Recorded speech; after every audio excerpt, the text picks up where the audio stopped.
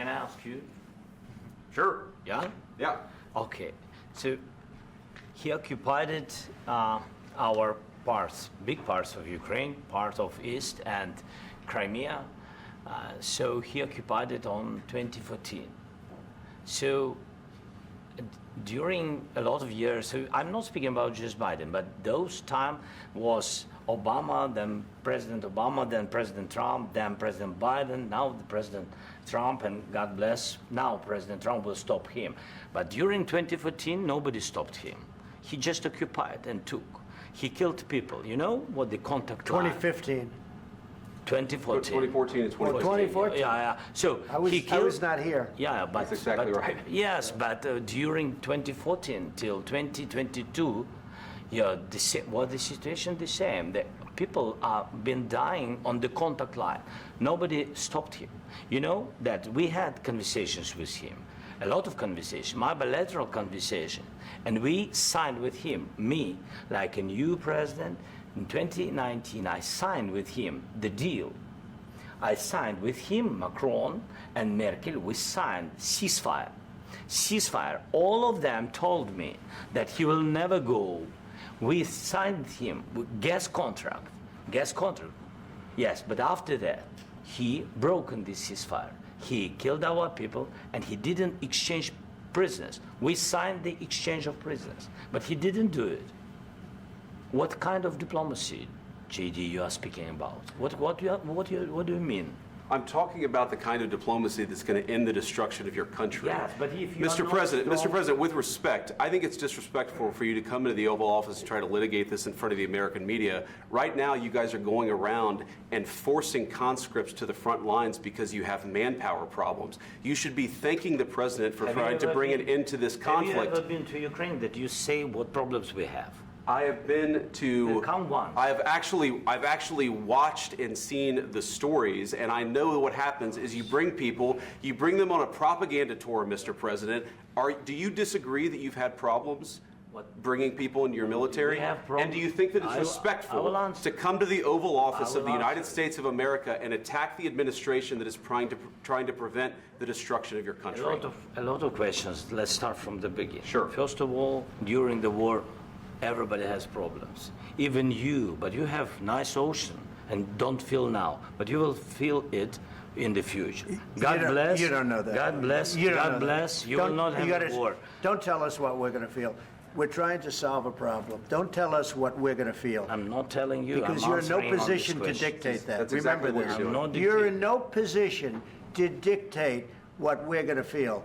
We're going to feel very good. You will feel influence. We're going to feel very good and very You strong. will feel influence. You're right now not in a very good position.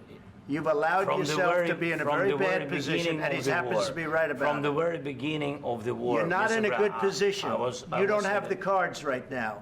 With us, you start having cards. Playing cards. But right now, you don't. You're playing cards. Mr. President. You're playing cards. Serious. You're gambling with the lives of war. millions of people. You're yeah. gambling with World War III. You're gambling with World War III.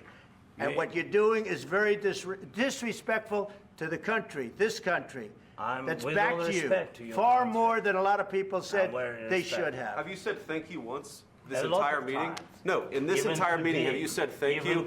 You went to Pennsylvania and campaigned for the opposition in October. Offer some words of appreciation for the United States of America and the president who's trying to save your country.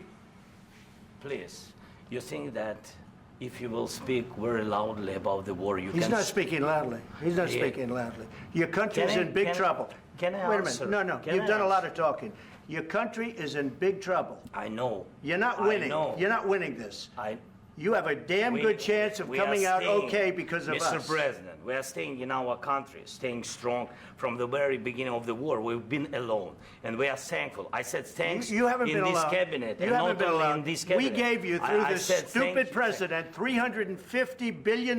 You voted we gave for you your military equipment, and your men are brave, president. but they had to use our military. Yes. What about if you didn't have our military equipment, you invited if me you to didn't have our military equipment, this war would have been over in 2 weeks. In 3 days, I heard it from Putin. In 3 days, this is something Maybe new. less. In 2 weeks, of course, yes. It's going to be a very hard thing to do business like this. I tell you. Just say thank you. I said a lot of times that there, thank you accept to that, American people. accept that there are disagreements, and let's go litigate those disagreements rather than trying to fight it out in the American media when you're wrong. We know that you're wrong. But you see, I think it's good for the American people to see what's going on. I understand, sir. I think it's very important. That's why I kept this going so long. You have to be thankful. You don't have the cards. I'm thankful. You're buried there. Your people are dying. I can tell you You're again, running low I on know. soldiers. Listen, Please, you're running Mr. low on President. soldiers. It would be a damn good thing. Mr. And then you tell us, I don't want a ceasefire. I don't want a ceasefire. I want to go, and I wanted this. Look, if you could get a ceasefire right now, I tell you, you take it so the bullets stop flying and your men stop getting killed. Of course, we want to stop the war. But you're saying you don't want a ceasefire. But I said to you, I want a ceasefire. with guarantees. Because you'll get a ceasefire faster than an agreement. Ask our people about ceasefire, what they think. That wasn't doesn't with matter me. for you what- That what wasn't this with me. means. It That was wasn't with with a you. guy named Biden, who was not a smart person. This That is was your, with, this that was is with your Obama. president. It was your president. Excuse me. That was with Obama, who gave you sheets, and I gave you javelins. Yes. I gave you the javelins to take out all those tanks. Obama gave you sheets. In fact, the statement is Obama gave sheets and Trump gave javelins. You got to be more thankful, because let me tell you, you don't have the cards. With us, you have the cards. But without us, you don't have any cards.